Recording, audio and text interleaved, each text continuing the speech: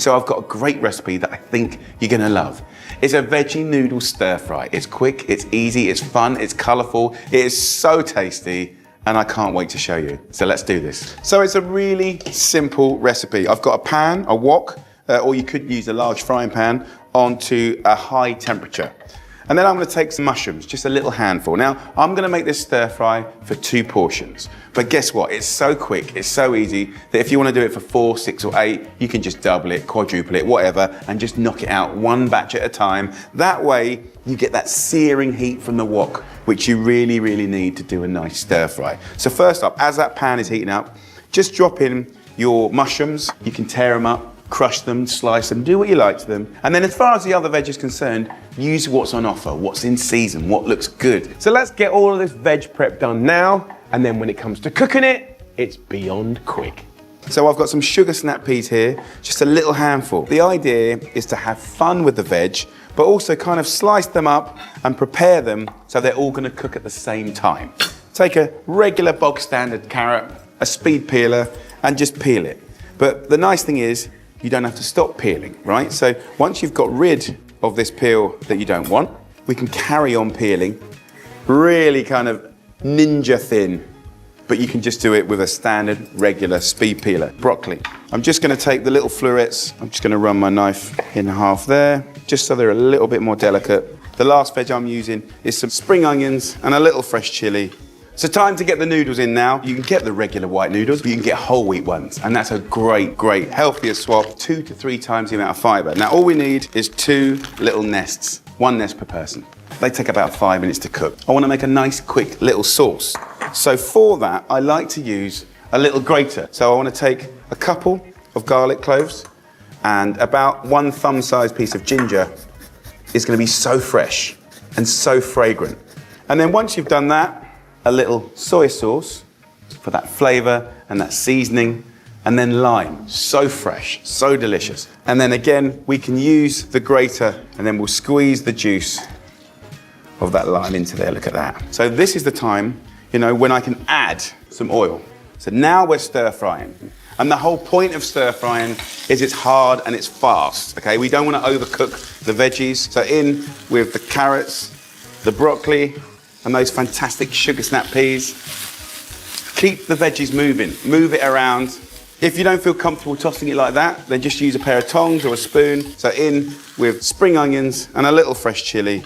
Go in with your sauce. We can get our noodles and drag them over. Really toss every single bit of noodle with the veg and the sauce. Aggressive heat, quick cook, and you're laughing. So let's plate up, we're done. This is the most brilliant way to eat 5 of your fruit and veg a day. We're not stopping there. Give this pan a little rinse out. To get yourself some nuts, you could use peanuts, almonds, I'm using cashew nuts. Bash them up a little bit. And then as that pan gets hot again, I'm gonna just put them in there to just lightly toast. And then I'm gonna finely slice just a bit of red chili. And then here's the really cool little trick. We're gonna cook fried eggs. So instead of frying it in loads of oil, it's kind of dry frying, going crisp, but still it's gonna give you that beautiful oozy egg yolk. So just pop a lid on top, so you'll have a crispy bottom and a really soft and silky top. So in literally under a minute, and look at this, I'm carrying 2 at the same time. Slightly dangerous. And then we take a little chili sauce, a little bit of coriander. The best bit for me is getting your fork in and getting that yolk oozing. And just mix it up. Absolutely delicious. I mean, the flavor is mega. All the veggies are still full of life. They're crunchy, but you've got sweetness, you've got the heat, you've got the herbs in there, you've got the egg, and when that yolk goes through the noodles, it's so silky and delicious. It's time to celebrate one of the unsung heroes of the kitchen, the microwave. I bet you never thought I'd say that. I can't wait to share my gorgeous spinach, sweet potato and chickpea curry with perfectly fluffy rice. Cooked from start to finish in the microwave, it's a nutritious and delicious midweek supper for 2. So with all this talk about the cost of energy, the humble microwave has actually come out on top as one of the cheapest ways to cook food in your kitchen. And I'm gonna cook you the most delicious curry from scratch. with the most perfect fluffy rice. It's a veggie curry. It's got 5 of your 5 fruit and veg a day in one dish. I'm going to start with the rice. So get yourself a builder's mug, right? Half fill it. This is for 2 people, by the way, with your basmati rice. That's 150 grams. Then we're going to go in with our mug, which is full of water. So basically it's 2 to 1, water to rice. And don't forget a nice pinch of salt. So give that a little stir.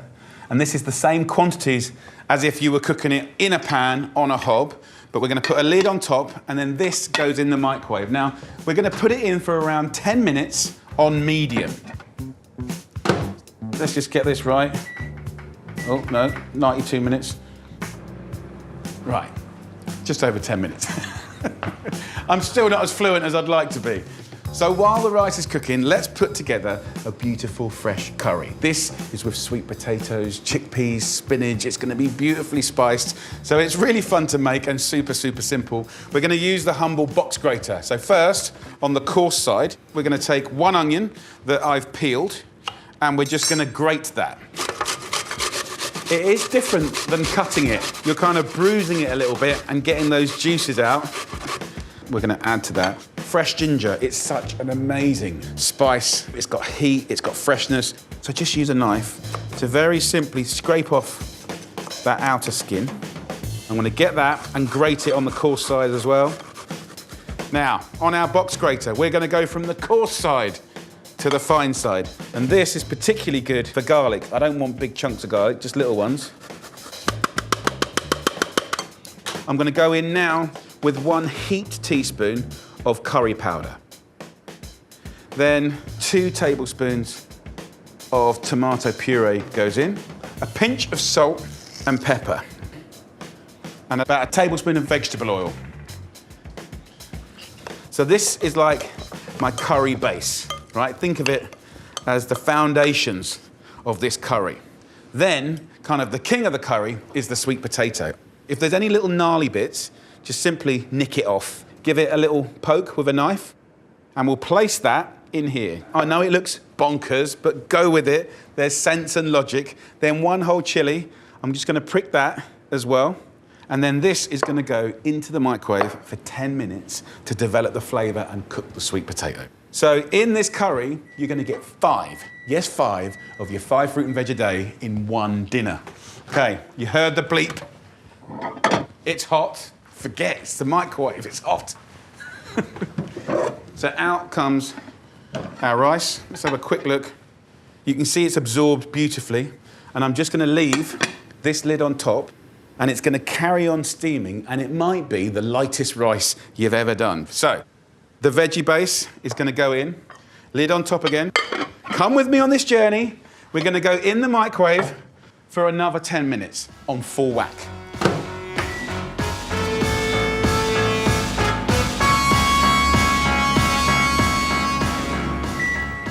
Okay. All right. Smells amazing. Right. We can take the sweet potato out and just pop it onto the board.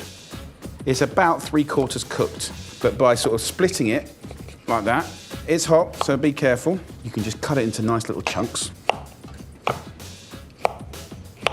And we can sweep that back into our curry. And at this stage, we're going to go in with 1 tin of chickpeas, juice and all. Then I'm going to use frozen spinach. It's economical, it's delicious, it's nutritious, and it's sitting there in the freezer waiting to be used. And this will go back in the microwave for 10 more minutes at full whack to let all those flavours develop in the most delicious way. So in it goes, with a lid on top. And this will be fantastic, I promise you. This isn't cooking as usual for me, but I do like the challenge.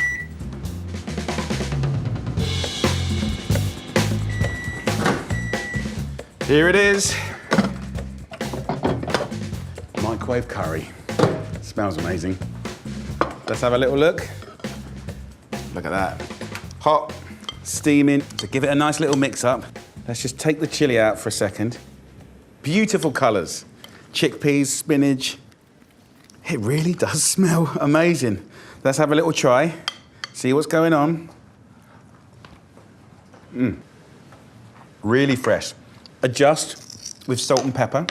We're going to take 2 tablespoons of yogurt and put it through and marble it.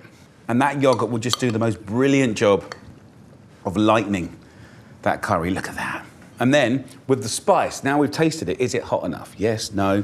So with this little chili here, we can just slice it up and you get to control that chili hit to your liking. But for me, it's all going in. So, curry, rice, still hot and steamy. Let's serve up. Let's take some of this delicious curry and just spoon that on top. So there you go. Homemade, fresh curry, made in a microwave. And I never, ever thought I'd be doing that. But it's important to react to scenarios happening around you, and I think that looks absolutely gorgeous. Come on, let's get in there.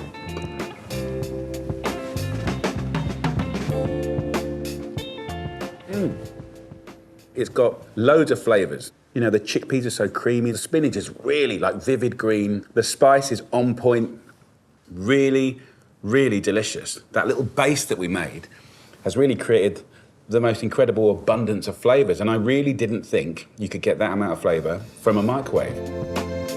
And you know what? If you don't cook much or at all, but you love a curry, please give it a go. It's fresh, it's delicious. You gotta have a go at that. This cheeky curry generously serves 2 people and uses tins and spices that have a long shelf life. Served with rice, it's 93p a portion. We're gonna make veggie tikka masala. We've got beautiful marinated and grilled veggies with paneer cheese, the lovely sauce, got an amazing grater salad. Then we've got these amazing little pancakes to mop up the sauce. So, so good, and I bet you can do it quicker than ordering a takeaway. So come on, let's do this. In a roasting tray, we'll go in with some olive oil, salt and pepper, and then a nice heaped teaspoon of golden turmeric, amazing flavour, and then cumin seeds. Cut that with a little lemon. We can steal some of that zest, and that will caramelise and go sweet and delicious. But of course, it's the juice that we want. So that's our basic marinade. We'll use that to toss all the veggies. Onions into quarters, then break them into petals. We're gonna skewer these. If they're too small, they're too fiddly. Then peppers, and just tear this into similar sized chunks. We've got chilies, red, green, yellow, whatever you can get your hands on. And then our good friend, Mr. Cauliflower. Just remove the stalk and we'll take big chunks. You can even put the nice green leaves in there. In here, we're just gonna have a good old toss up. Turmeric is just one of the most incredible spices. The colour, the savouriness, the sort of smokiness. And then paneer, the fantastic cheese. Cut an inch cube, put that in the marinade again. What's lovely about paneer, it is a fantastic carrier of flavours. So get yourself a skewer. So just skewer that on and just alternate it. Bit of onion, bit of chilli. So last one goes on. I've turned the grill on and we want to get it black and gnarly on one side, then turn it and get it black and gnarly on the other side. I reckon about 15, 20 minutes in a grill at full whack. So now it's the time for sauce. I want to introduce curry leaves. You might find that in your supermarket. If you haven't, there are Indian supermarkets all around the country and they will have it. This will transform your curries. Get some oil in a pan and they will start to go crispy. We'll sprinkle them on at the end and I just want the flavour in the oil. I'll take an onion and I'll just roughly chop that. That goes in to that curry leaf oil. I've got 4 cloves of garlic, roughly sliced them. Then I want a thumb-sized piece of ginger, really roughly chopped. I just want to soften these up. So we're going to go in with a heaped teaspoon of garam masala and then heaped teaspoon of sweet paprika. A little handful of almonds. They don't just give you that gorgeous nutty flavour, they give you a creaminess. Get a liquidizer. This is a very good friend in this recipe. We'll take a tin of plum tomatoes and I'll take the onions, nuts, spices, garlic and just get it in there. Maximum flavour, minimum kind of fuss. This is all good. So back into the pan. This is the base of your sauce. Nice and smooth. We're then going to go in with chickpeas, really soak up the flavour beautifully. I've got some coconut milk here, so I'm going to put most of the coconut milk in. One last thing, and that's just a nice, generous, heaped teaspoon of mango chutney. Give that a stir. That is the welcoming party for our grilled veg. Let's start thinking about how we're going to make this Friday night special. I'm going to show you these amazing coconut, bubbly, one-side cooked pancakes. Get yourself a builder's mug filled with self-raising flour. Then we're going to go in with 1 mug of water. Black mustard seeds. Just shake some in. They'll soften, give good flavour. And then like a heaped tablespoon's worth of this coconut cream. Use a whisk, a small pan on a medium-high heat.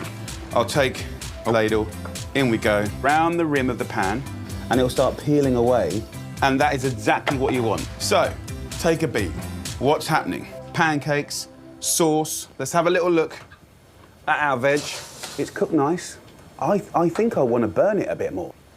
Right, so the timing's just working perfect. So, let's have a little think. Salad. No. What I'm going to do is a really cool box grater salad. It could be anything crunchy. So let's just grate a carrot. As I'm grating away, have a look in the pan. Can you see the sides of the pancake are coming away? So we're only cooking this on one side. Crispy one side, fluffy the other. I can smell that it's starting to sort of catch and toast. Boom. That, my friends, is what we've got. Crispy, beautiful gorgeousness. And that, mopping up that sauce, come on. So back to the salad, guys. We'll have cucumber, yeah. We've got some cabbage, and we've got ginger in there to sort of scent it. Pour that onto there, and then out is our cute little rainbow salad. I'm not gonna dress this with oil, just lime juice, tear in a little bit of coriander. Yes, colour and fun on a Friday night, right? Back to the veg. And we can now just take these veggies into here, and what I like to do is stand it up like this, just slice down and cut them off. Let the veggies mingle with the sauce and simmer for 10 minutes. Remember, we saved back the little bit of that coconut milk. We can just ripple this through now. And sprinkle with crispy fried curry leaves. Have a little look at that. Enough talking, let's have a feed. Tear these up. We'll go for some curry. Paneer's there, beautiful bit of cauliflower. Those nice little chickpeas. Where I put that coconut milk in at the end. See how it just ripples in the most beautiful, beautiful way. We'll get our salad, little slap of refreshment. Let me come down to the level. The pancake is a kind of a little edible plate that you can mop and tear. So good. And every mouthful, different flavours. And that sauce connects it all. This kind of vibe is a big part of our family, and I suggest you should have a go and make it a big part of yours. Enjoy. Guys, it's time for a pie. A pie like you've never seen before. Taking inspiration from Morocco. So we're talking beautiful veggies with the thinnest, crispiest pastry on the outside. Guys, welcome to the wonderful world of mahancha. It kind of means snake or serpent. The star of our savoury Moorish feast is the delicious nutty flavour of the butternut squash. So guys, the first tip for bringing out maximum flavour from the squash. Leave the skin on. This is sweet and caramelly and delicious. Do not waste time peeling it when that is flavour. So just scoop out those seeds and chop it chunky. Into the pan with some oil, in with the squash. And the whole point of the journey is to give you a bang for your buck in your mouth that blows your mind. So next ingredient, peppers. Beautiful, sweet, red peppers. Get your thumb, put it in the hole, and push it in. And happy days. Get it in there. See the colour starting? Yeah. One of the things to learn here is the value and the investment in time, right? And like with many things that I cook at the weekend, whether it's a soup or a stew or a curry, or in this case a pie filling, you know, half an hour just dedicated to caramelisation. It's the weekend. Different gear, different vibe, different food. Hallelujah. Add another layer of flavour with some red onions and 2 punchy cloves of garlic. And then spices. We're in Morocco. And I'm going to use a little fennel seeds, about a teaspoon. A little teaspoon of ground coriander, such wonderful savoury flavours. a nice good pinch or half a teaspoon of cumin, and then as much dried chili as you think. I would just go like half a teaspoon. As the spices go in, you can see the softening. And as it softens, the natural sugars are released. Amazing. And this is just the beginning. Next up, we want a bunch of coriander like this. I'm going to use the leaves a little bit later and just finely slice the stalks. Give it a stir. And that, my friends, is going to be delicious. While those flavours are having a little party in the pan, we're going to take the taste of Morocco up a notch with some gooey dates and apricots. And if people in your family are a little bit fussy about dried fruit, just finely chop it. Whatever you do, don't not put it in, right? And that sweetness will just complement the whole thing. This has had about 25 to 30 minutes. Listen to that. Look how dark it's getting. Whack in some cooked pearl barley and chopped fruit with a squeeze of lemon to really get the party going. Through your hand, catch the pips. We got spice, gentle spice. We got a little chili, just to give a hum. Dried fruit, the nutty squash, the sweet peppers, sweet onions, garlic. Come on! Mahancha! And last up, those leftover fragrant coriander leaves. Just hack it up and get it in. I'm going to turn the heat off now. Very happy with that. Tastes amazing. But there's no such thing as a pie without pastry. And our snake needs skin. We're using phyllo pastry, which you can get from every single supermarket. Most ready-made phyllo pastry is vegan, as it uses vegetable oils. To get to damp bits of tea towel, if you don't put it on a damp cloth, they'll start to dry. Now for the fun bit. Drizzle some oil onto your phyllo before you start to layer up. And then have a little touch, a little grab, and this will give you a texture like no pie you've possibly ever had before. So this is a vegan dish. There's no butter in this pastry. I don't want you to eat this because it's healthy. I don't want you to eat it because it's ethical. I want you to eat it because it's delicious. And it just so happens to be really good for you. And, I don't want you to compromise. I eat meat, but I also eat vegan and veggie at least a couple of times a week. And it's a joy. At this point, just get your wet tea towel and fold it over, right? Fold it over like that. Squeeze it in, make it dense. And then you need to get a friend to come and help you, but I haven't got a friend here. I'm a bit lonely, so my friend is my tooth. And we're gonna do that. I'm gonna do that. I'm gonna do that. I'm gonna do that. I'm gonna do that. That, my friends, is the mahancha, the snake. Just curl it up like a little Catherine wheel. Get it in there, get it on there, lube it up with some nice extra virgin olive oil. It's gonna split. Take that little extra sheet that you had hidden away, and this is kind of like your little Band-Aid. If anything, you're just creating more surface area to celebrate the crispiness and the deliciousness of this dish even more. Look how happy I am. Slide your sexy snake into the oven, initially for 35 to 40 minutes at 180 degrees Celsius, which is 350 Fahrenheit. The smell is amazing, and there's a little kind of embellishment that you can do now that just makes it. So in Morocco, they have icing sugar over the top, which might seem ludicrous, right? But just go with it. It's going to give a sweetness with the spices and all those beautiful ingredients. This goes back in the oven for the final 10 minutes. Which gives us time to combine fresh chili, cinnamon, garlic and plum tomatoes in a gorgeous spice sauce. Look at that, guys. Roll after roll of crispy pastry, that comforting, gorgeous filling. I honestly think if you do this for a dinner party, people are gonna go nuts. This is weekend eating in style. Let's get into the soul of my snake. Can you hear that? Oh, come on!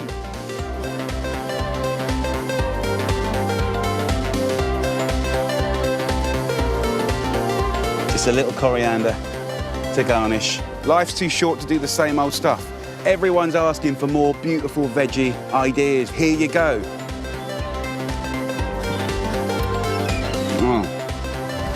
Happiness. Bliss. Absolutely delicious. A fast food favourite, but not as you know it. A gorgeous golden burger stacked with cheese, pickles and homemade sauce on a bed of crunchy rainbow salad. And all for only 425 calories per portion. Our first job is to squeeze some of the moisture out of it. You want to remove about 4 tablespoons of liquid. Losing some of the water content ensures lovely crispy edges when the tofu cooks.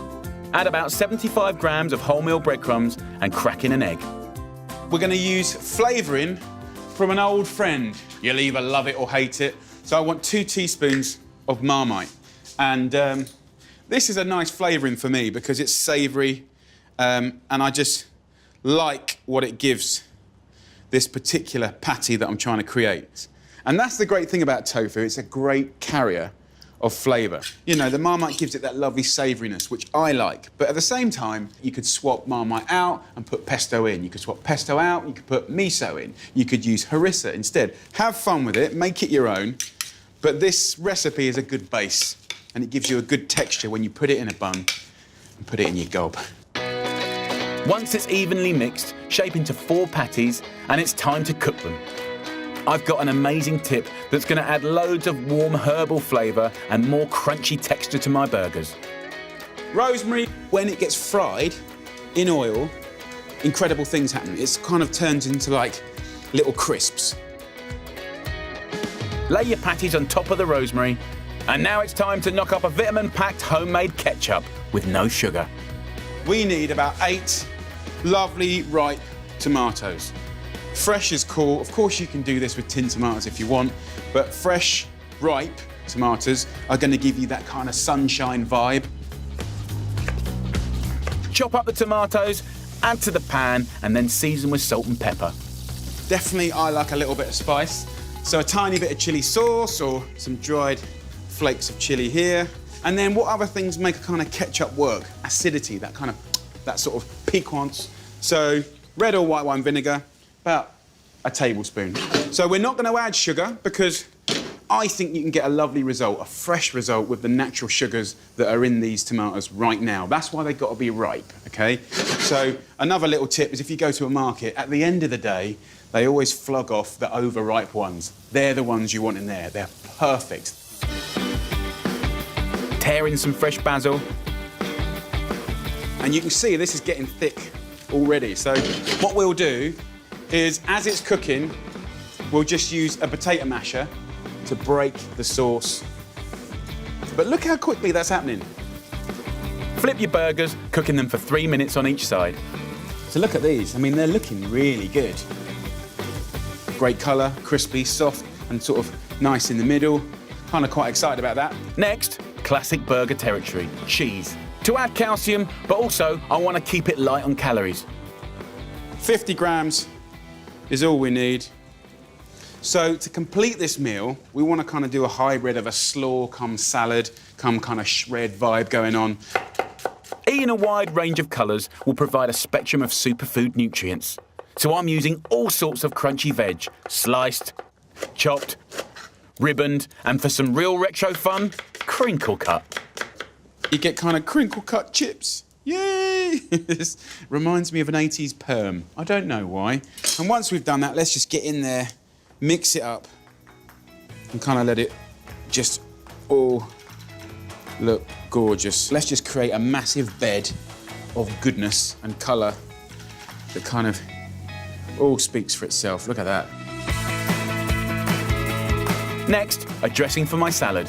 Plain live yoghurt, good for your digestion. A handful of basil, Dijon mustard, and a splash of white wine vinegar. You want that twang in there. Some salt, just a little bit, and chilli, about half a chilli, just to give it a little rumble of spice. Whiz it up until smooth, and drizzle it over your rainbow salad. Time to build your brilliant burgers. I'm using wholemeal buns, on average double the fibre of white. Covered in that tangy tomato sauce with your cheesy tofu patty resting on top. And no burger is complete without pickles. Just 2, or 3. And then the lid. Good. Get stuck in there, boy. So look, there you go. Really healthy, totally balanced. We've got all of those elements. We've got carbohydrates, protein, fruit, veg, and dairy. Yeah, 425 calories of goodness. Hello, Mr. Burger.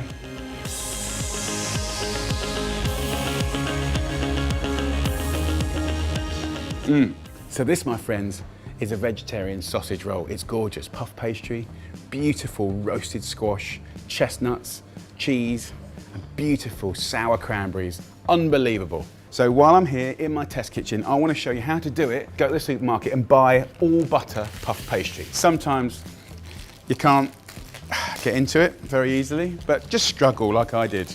If you were vegan, there is vegan puff pastry out there. Let's egg wash it up. If you're a builder and you're doing some tiling, I'm putting the plaster on, right? So this is what it's all gonna stick to. Again, if you're vegan, just use some almond milk to do that. Take some vac-packed chestnuts. They're already cooked. You can get them in all the supermarkets and just crush them in your hands. Some of it's big chunks, which will give you the texture and that nuttiness. Some of it almost kind of disintegrates into a flour, which gives you that incredible sweetness that's undeniable. Some cranberries. You could use any of those lovely dried fruits. Gorgeous. What I've done is I've roasted a whole butternut squash in the oven, skin on. I prepare at 0, just throw it in, bake the hell out of it. Hour and a half, 2 hours, who cares? What you'll end up with is the most delicious, sort of tasty, cooked squash. Now you can then turn that into a soup. You can turn that, torn up into a salad and make a delicious salad. You can turn that into a pasta sauce, into a risotto. Unbelievable.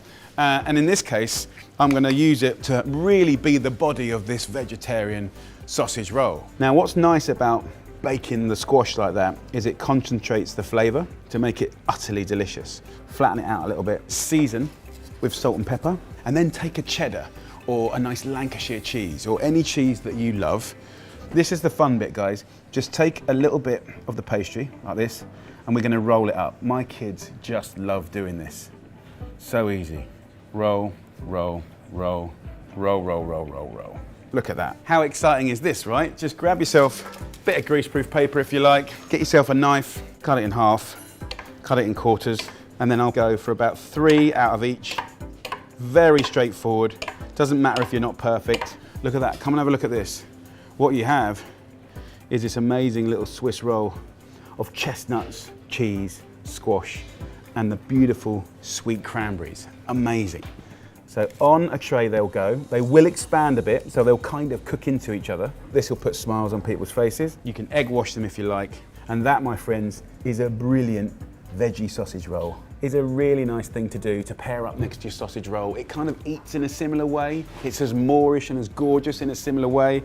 In the oven for about 30-35 minutes at 180 until golden, crispy and delicious. Look at that, come on. And you can see these are really crisp now. Absolutely beautiful. Look at that. That's tasty bits right there. Mega flavor. Right, let's have a little try.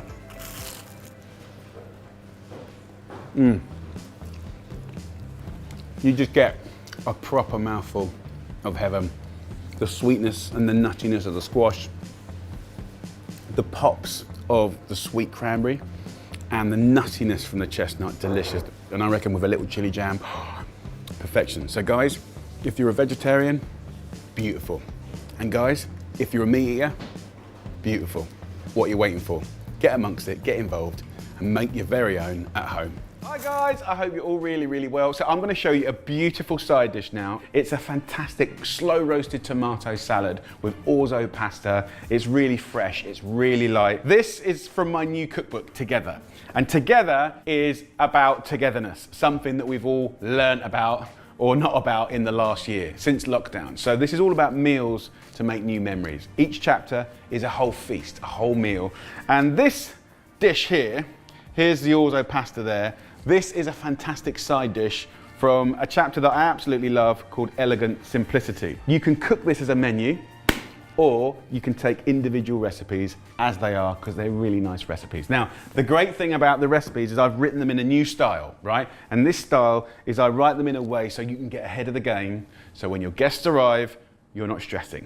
So let's do this beautiful salad. Get yourself the ripest tomatoes you can get your hands on. Try and get them on the vine. So in with the vines and the tomatoes. So this is 1 kilo of tomatoes here. In here, the things that are going to make it delicious are some seasoning, salt and pepper, like that. There's a secret ingredient, some beautiful harissa. And I'm going to put a nice teaspoon of this in here. Now it's not hot, it's very, very gentle. We're going to go in with a nice little kiss of extra virgin olive oil, a little splash of red wine vinegar, and we're going to use 2 more things. Garlic, so just keep the skins on and just put a bulb in like that.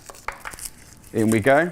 And then last but not least, I've got some lovely spring onions. Just trim them off both ends, give them a wash, and these go in like that. Mix it all up, and this is like the perfect seasoning. Leave the vine on, right? First tip here. The vine will give you that kind of fragrance of the smell of tomatoes in the greenhouse. So with these tomatoes, they're going to go in the oven for 1 hour. We're going to slow roast them to really concentrate the flavors. So that'll go in the oven at 150 degrees Celsius, which is 300 Fahrenheit. All I've got to do now is cook some pasta. Now, this is Orzo. Let's have a little look at this. Orzo is a shape of pasta. There's 500 grams there, and I'm simply going to put that into some boiling salted water. Now, the packet says cook these for 12 minutes, so I'm going to cook it for 10 minutes, okay? I want it slightly al dente. Now, when that's 5 minutes in, what I'm going to do is get some frozen broad beans, then I'll refresh them both in a colander under cold water, and I'll show you what to do next. So the pasta been beautifully cooked. I've run it under cold water so it's not cooking anymore, and that'll hold beautifully. With the broad beans, look at the colour. It's such a beautiful bean. And then if you want to, only if you want to, just pinch the skin and squeeze the bean out like that. Do I like eating them like that? Absolutely. They're delicious. But if you can be bothered and if you want to, you can peel them. That bit's done. We've had an hour in the oven here. The room smells absolutely amazing. And look what you get after an hour. It really is something very special. You can see how the tomatoes have just sort of confit almost in themselves. So all I'm going to do now is shake off these little vines like that. We'll take out the spring onions and just put them on a board. And we'll also take out the garlic. So just shake these tomatoes off the stalk like that. I want to push this through a coarse sieve. Reason being is I want to lose the tomato skins, right? Your trusty sieve is very helpful. And we just simply put the tomatoes in there, everything goes in. And then I'll use the spoon just to squash the tomatoes. The juice will flood out. We'll just keep pressing it until it's literally just pips and skin on this side of the coarse sieve. It's gonna be phenomenal. Now back over here, we've got 2 things we want to think about. The garlic here, just squeeze it out of the skins. Fork it up. Then I'm just going to use a knife to slice up the spring onions, and then let's get that into the sauce. So stir in those beautiful roasted spring onions and the lovely creamy garlic. Then I'll go back in with the gorgeous broad beans and the Orzo, and then I'll turn the heat up. Mix it up. When it's cooled down a little bit, add some beautiful fresh herbs. Things like mint, things like basil, dill, fennel. And what I like to do is put most of the herbs in there for flavour, and then save back some for sprinkling on top later. So get those lovely fresh herbs in there, really mix it up beautifully. I love it, the smell is amazing, it really is.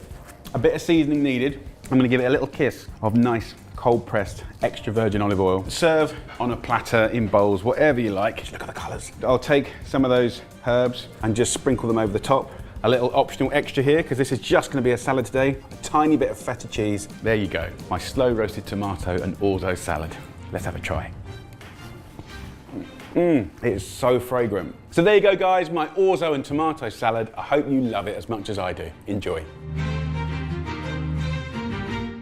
It's the most incredible French-style pie, a parcel of puff pastry, crispy and gorgeous, with layer upon layer of amazing sweet, slow-roasted celeriac, creamy, gorgeous mushrooms, and even a little bit of sauce on the side. Guys, it starts here with celeriac. We're going to take the top off. You want to leave the skin on. Take some olive oil, give it a drizzle up, sea salt, lots of black pepper. Get your hands in there and have a little rub up. And when that starts to roast on the outside with the skin, it's going to be truly delicious. Now I'm going to wrap it in tin foil, just put it over like that, And there you go. That now goes in the oven for an hour and a half. And we're gonna cook it at 200 degrees Celsius, which is 400 Fahrenheit. And the flavors that will happen in here will be absolutely immense. Now it's time to make the sauce. A lovely bechamel style sauce with sweet leeks, garlic, and mushrooms. It's gonna be a joy. So I have 2 leeks. The ends I'll just take off. Get your knife, run it down the length of the leek, and just go as thin as you can. Let's get cooking. We're gonna put some butter, the white part of the leeks. Get yourself 2 cloves of garlic, slice it up. Garlic goes in. Look at that. Already smells amazing. We've got our standard button mushrooms and our chestnut mushrooms, but absolutely you can upgrade for wild mushrooms at this time of year. Whether you go for the cheapest mushroom or the most expensive, it's still bloomin' delicious. So in the pan with our mushrooms, cook those for about 10-15 minutes. And it's this stage of making a sauce that's gonna give you the oomph, the flavor. I'm gonna use a teaspoon of English mustard, and then I'm gonna use 2 heaped tablespoons of just plain flour. That's your thickening agent. And then we're gonna let it down with 800 mils of milk. And as I add the milk, it will start to just get silkier. We'll let that simmer now, just enough time for me to get some herbs chopped up. So just finely slice the parsley. You can see it's nice and thick. I'm gonna turn off the heat. And there's one last ingredient, 120 grams of beautiful blue cheese. Have a little taste. Oh, beautiful. Now let's make the filling. Right, let's have a little look. Oh. Look at that, there you go. You see it's caramelized, it's shrunk a little bit, and then slice it like a piece of ham. Don't worry if it breaks or if there's a few bits that sort of plop off. Get yourself a regular bowl, olive oil, and then just put the cling film through like that. Use your hand to push it into the corner. And now what I want to do is take beautiful slices of the celeriac, place that just up the side like that. And it doesn't matter if you do this well or badly, right? Just line the side. Don't panic, don't stress. And then a base like that. That is what you end up with. Then we're gonna go over to our sauce. Just put a little bit of that in there, and then again, layer that celeriac, beautiful creamy sauce. So last layer, push it right around, and use those last little bits to make your topping. And then at this stage, we'll use that cling film. Just pull it tight. Get yourself a little plate so you can weigh it down. And then if we put that in the fridge overnight, the fridge temperature is gonna make it really firm, and then it's really, really easy to turn into the most incredible pie. It's gonna be beautiful. This has been in the fridge, so it's firmed up. But then we need to encase it in some pastry. I'm cheating, I'm using all butter puff pastry. It's even rolled out for us. Take it as a square, like that, all the way. So we now have the base. I've got some egg yolks here. Take our filling, just turn it out into the middle of our pie like that. And then I'm gonna use another roll, and we wanna flap it on top. So line up and just go over. And this is almost like making the most incredible little Christmas present, right? Pat the top, we go to one side, right into the corner, define that shape. And we want to cut about 1.5 centimeters around the pie, like this. We don't have to waste this, right? You can put Parmesan in there, a bit of cayenne pepper, a few little twists, do a nice little nibble. Get yourself a little chair, come down to this beautiful pie's level. Get myself some flour, take one finger, forefinger, you push it in, you take your thumb and forefinger and squeeze around it. And as you squeeze, pinch it at the end, and you get that. And what's great about this is it seals the 2 bits of pastry together. We'll put a little crust in there, that will let the steam out, and I'm gonna give it a really nice glaze. And this is gonna give it the most incredible bronze tan. This is a French pie that's come truly via Essex. Look at that tan, come on. And then I'll take my knife from the center and just turn it and score it. And I go back, and then I'll turn it and score it. You do not wanna cut all the way through. Now, last but not least, a little bit of my offcuts. Cut a little circle out, find something round. You can just cut out that center part like that, and then lay that over our little cross. And you can do that 1-2 days before Christmas. That is a celebration of a dish. Now, because it's Christmas, get yourself a wodge of rosemary, get some olive oil on there, and dress it up. It's gonna smell nice, look nice. It's like a little wreath. That will be cooked at the bottom of the oven at 180 degrees Celsius, which is 350 Fahrenheit, for 2 hours. Ho, ho, ho! Look at that. It's a thing of beauty. Ho, ho, ho, ho, ho. Yes! This is a veggie dish that meat eaters will fight for. So good. Come on. A nice little drizzle of the sauce. Come on. Just beautiful. Let's go for the end. Wowzers. Your guests will not know what's happened. First job, pine nuts. 100 grams straight into your pan on a kind of medium-high heat. Toast them up. It just takes a minute. For the rest of the pie filling, 5 eggs, 300 grams of feta cheese. I'm gonna use 50 grams of cheddar cheese because it does give the whole dish a kind of really nice, gooey ooziness. Season it up with pepper, a little bit of salt. We've got the feta in there, so go easy. You can see over here the nuts, they're pretty perfect now. So I'm just gonna take them off the heat, and I'm using some nice flour and oregano. The normal stuff is fine too. Just give it a little scrunch. About a teaspoon of that goes in. Get a fork and roughly mix it up. Put these pine nuts straight in here. This can go back on the heat, and then mix it up. And then straight on to the spinach. Put some olive oil, just a couple of tablespoons, in a pan, and it takes 40 seconds to wilt it down. A little bit of seasoning and 10 little rubs of nutmeg in there. Once it's wilted down a bit, have a little go at the other bag. It looks like it's too much for the pan, but it will totally wilt down. The zest of 1 lemon goes in. Just a little knob of butter. That's nice. Look, you completely wilted it down now. Get some greaseproof paper. Run it under a tap. Scrunch it up in a ball. Then you've got something that's really soft, more like a handkerchief. Work straight onto here, and then put a little olive oil. With this phyllo pastry, it's very thin, it doesn't need loads of cooking, but of course the reason it's so damn brilliant is because it goes crispy. You want to create an area of pastry bigger than the pan, so you've got sides and a sort of a lid. So almost half as big as the pan again, and I'm going to cook it, by the way, in this pan. So I'm only using one pan to fry, one pan to cook in. I'm just going to lay this pastry in and around, put 4 sheets down, and then put a little olive oil. Pat it like this. I've got some nice sweet cayenne pepper here, and then repeat the layers. The quicker you are, the better. And we'll do about 3 or maybe 3.5, 4 layers. So we've got the pastry. Get all of that spinach quickly into that egg mixture. You can give it a little wipe out if you want. Just bring the pan over here, pick up the greaseproof paper, and drag it over like that. And then you can push it in. And then with this spinach here, mix this up and just pour it in.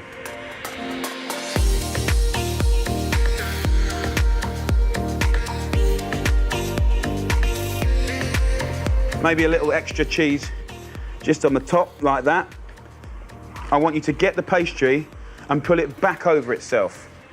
Ultimately, we're making a beautiful pie that would normally take certainly an hour to cook, and we're doing it in under half an hour, so we need to be clever. And what's lovely about this is even if you're a raving idiot, like me, even if you do it badly, and it tears or anything like that, if it's wrong, it's right. Tear off this paper, round here, and in the cooking it will carry on protecting that pastry. We're going to put it on that high heat for about 2 minutes just to get that pastry crisp.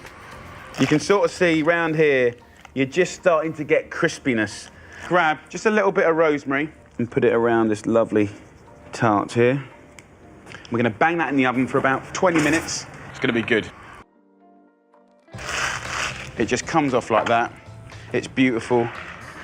An epic, epic tart. Get yourself a nice big knife, stab it in there, take it to the table. The fact that as you cut it, it goes crunch, crunch, crunch. All your guests will be going absolutely mad. Hope you're well. Okay, I'm going to show you how to make the most delicious all-in-one veggie pasta, full of the good stuff. 4 of your 5 fruit and veg a day in one dish. Turn this pan on. We're going to go in with a couple of tablespoons of olive oil. I'm going to be heroing sweet peppers. Just give them a little wash. And simply stick your thumb, right, like that, and then tear it apart. And then what we'll do is take out the stalk and the seeds and any of the kind of white seedy parts and just put that to one side. So just carefully slice up all the peppers. We'll go into the pan here. So in we go. Look at that, look at the colour. Get yourself a little spoon, give it a mix up, and then on to the next veg. So a couple of nice red onions, you could use white onions, peel those. Take the ends off, half them, and then we're going to finely slice them. Get those lovely red onions into the pan. So 2 veg down. Next up, get your courgettes, take the ends off, and then cut them in half. Again, sort of finely sliced. As you prep each vegetable, you're just adding it into the pan like that. So next up, garlic. And for this recipe, 4 cloves of garlic. This is gonna be absolutely delicious. What I wanna do now is cook it down to caramelize and concentrate and go delicious. And then last but not least, I wanna prep some of this stuff, basil. What we have here is beautiful leaves and the stalk. So I'm gonna take the leaves off the stalk, put it to one side, and then these stalks I'm gonna put to the other side, and I'm gonna use all of it. Just finely slice the stalks, and that will go in as well. So we're absolutely wasting nothing. And now what it really needs is time. Just kind of give it a stir every now and again. So that is gonna be beautiful. Now here, for this lovely basil oil, simply take the basil and put it in a pestle and mortar. So I'll just take a little pinch of salt into the basil, smash it up, and then in 30 seconds, you can just let it down with oil. So put that to one side. And look, all we have to do now is give this a stir every couple of minutes. £1 wonder coming your way. It's had 20 minutes. You can see the colors have concentrated and got caramelized. It's shrunk down. So now's the fun bit. It all comes together now. So I've got 250 grams of lovely cherry tomatoes. These I've just washed and I'm gonna put in whole. I said it was a £1 wonder. So in here, we're gonna go in with 300 grams of the pasta shells, then go in with 800 milliliters of water, and then we're just gonna stir it through. Very importantly, give it a season with salt and pepper, mix it, and then put the lid on top, and we'll cook that for the same amount of time as it says on the packet of pasta, about 10 or 12 minutes, then I'll show you what to do next. So this has had 10 minutes, and the pasta shells have only sucked up the gorgeous tastiness from the veggies. And I'm gonna use 4 tablespoons of this cottage cheese in here. I'll stir this through, and just let those little curds warm up a little bit. So I'd serve that in the middle of the table. A few of those basil leaves I'll just put in and around the pan like that. So then put the basil oil through the pasta. So guys, look at that. That's a really nice, easy one-pan comfort food dish, packed full of the good stuff. Properly tasty. Let's have a little try. Fresh, full of lovely veggie flavor. You've got those curds of lovely cottage cheese that are in there, and that hit, that perfume of the basil oil. It's fantastic. Now look, I love it in the middle of the table with a pan. Just help yourself. If you can, dress it up a little bit and put it on a platter, and then just pour it in. Look at the color. Maybe just grab a few more basil leaves, a kiss of olive oil, 1 pan veggie pasta. I'm gonna make for my family a beautiful aubergine Parmesan Milanese. I love doing this. It's a brilliant way to really elevate the humble aubergine to the next level, right? And what I'm gonna give you is a method where we actually tenderize the aubergine, make it creamy on the inside, crispy on the outside with the Parmesan, so good. And then I'm gonna serve that with a sweet tomato, basil and garlic sauce, simple pasta, bit of Parmesan, happy days. So look, it's a really quick one to do, and it's a really fun process. So first of all, what we need to do is get the aubergine sliced up into 4 1-centimetre slices. Literally just shave the end off the black skin to expose the white flesh. Do the same on the other side. And then what we want to do is cut it in half. Now, I leave the stalk on because it really helps to hold the whole thing together. Now, once you've got it in half, again, exactly the same, put the knife in between, gently cut down, through to the stalk again, all the way through. So what we have here, essentially, is like 4 escallops of aubergine. So first of all, what we need to do is draw out the moisture. Now, it's gonna look like I'm gonna over-salt it, but I will be taking half of this salt off. But this salt is really important for this tenderization, right? So we're gonna put some of this aubergine on the salt here, like that.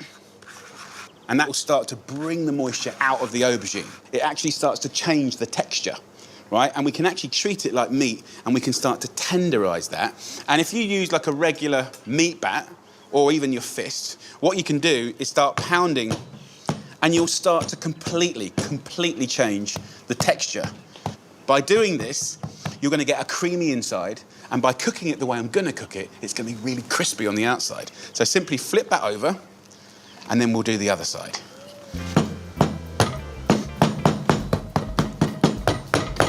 So already, this kind of feels completely different. And that's just from a little bit of time with salt and a little bit of tenderization.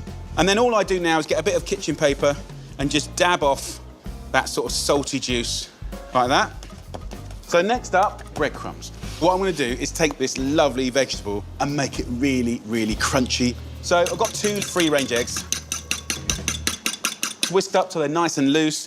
Now let's talk about the breadcrumbs. I love to try and get the rosemary focaccia. Why? Because it's white, it's crunchy, but also the rosemary and garlic in this will give your breadcrumbs extra flavour, but with one ingredient. Of course, you can use whatever bread you want, but the more exciting your bread is, the more exciting the flavour will be on the outside of your aubergine, right? So 100 grams of bread I want, and just whack that straight into a food processor. Like that.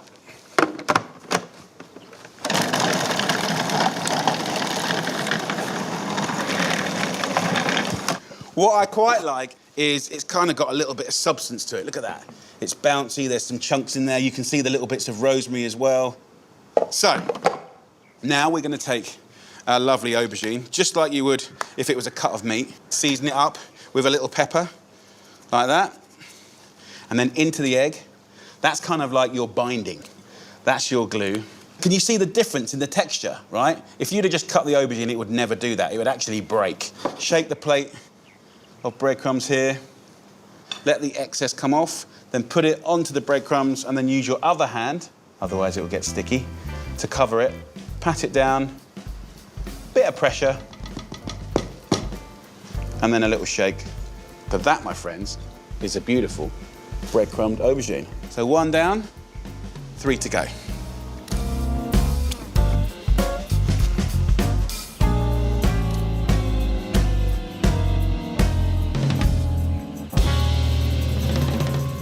Beautiful. Okay, so we've got those 4 done. So now get a large non-stick pan on a high heat. A nice swig of oil goes in there. And then I'm just gonna lay our lovely breadcrumbed aubergine into that oil and start to fry it. I wanna get it lightly golden, so about 2 minutes each side.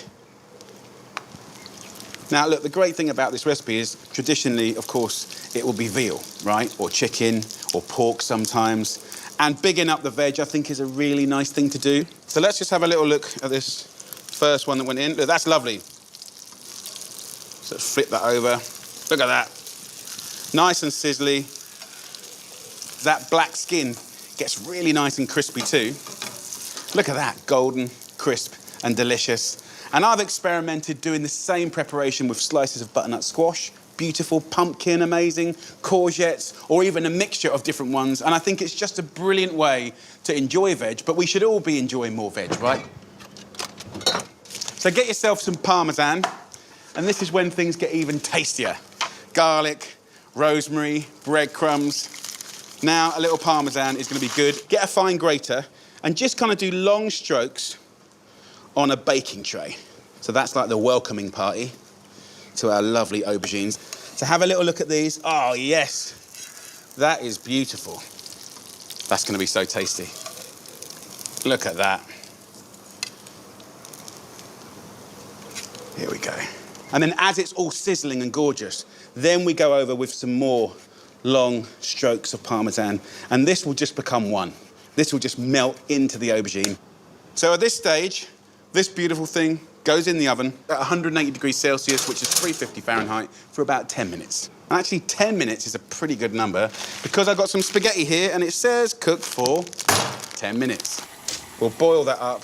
At the same time, we're gonna make the simplest, quickest tomato sauce ever. So first up, tinned tomatoes. There's plum tomatoes, great. Chopped tomatoes, passatas, use whatever you like. But in the world of tinned tomatoes, there's actually cherry tinned tomatoes. And they're bloomin' delicious. And I've only really found them in the supermarkets in the last couple of years. So look out for these lovely little cherry tomatoes, right?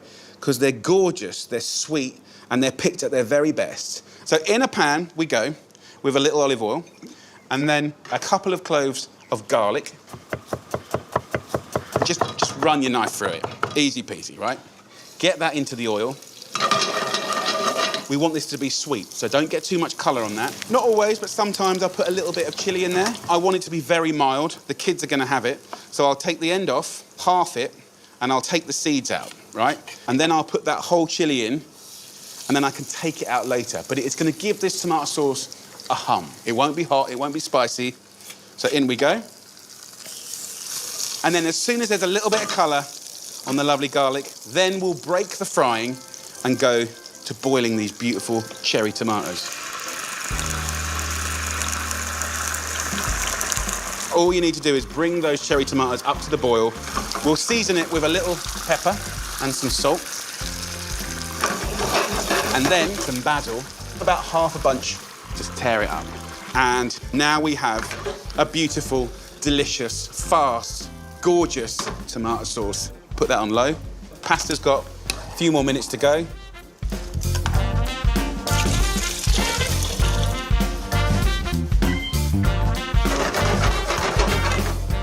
Right, 10 minutes is up. Let's have a little look here. Look at that. You can see it sizzling away. That's going to give you the most amazing texture. So look, let that cool down. If you look in the pan here, see how it's just been on a very low heat, just drying up, right? What you've done is concentrate flavour. So now what we can do is take our lovely pasta and let the excess water rehydrate this. So cook that pasta nice and al dente, and then let it kind of do that last bit of cooking in the tomato sauce. So the pasta and the sauce kind of become one. Simple stuff, but so good. Look at that. I just love it. Extra splash of water. Get that consistency right. If you want to put a little Parmesan in the pasta, absolutely you can. It's just joyful. Right, let's plate up. Grab half of that pasta and just let it kind of hang, right? And then just let it just kind of drape across the plate. Gosh. A few bits of the lovely cherry tomato on top. They're so soft and tender. Get a little slice under the aubergine. You can see how crispy that's gone. And just lay it over the top. And I just love it. It's like the simplest sauce, but it just feels special. A few little baby basil leaves, and maybe one last little kiss of Parmesan if you want. But that's it. Job's done. Aubergine Milanese, simple pasta, and then the simplest, quickest little sweet tomato sauce. Let's have a go, come on. Let's get in there. So what I want from the aubergine is crisp on the outside and really buttery tenderness on the inside. Let's just go for a bit of aube first. Look at that. For me, it's all about taking the everyday aubergine and just elevating it to the next level.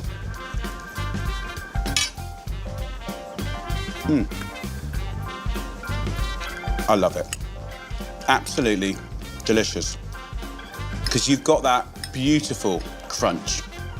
And then the inside of the aubergine is so buttery and silky. It's got texture, it's got deep flavour. This dish makes me happy. If you've never enjoyed aubergine cooked like this, you've got to try it. Beautiful, mouthful, deliciousness.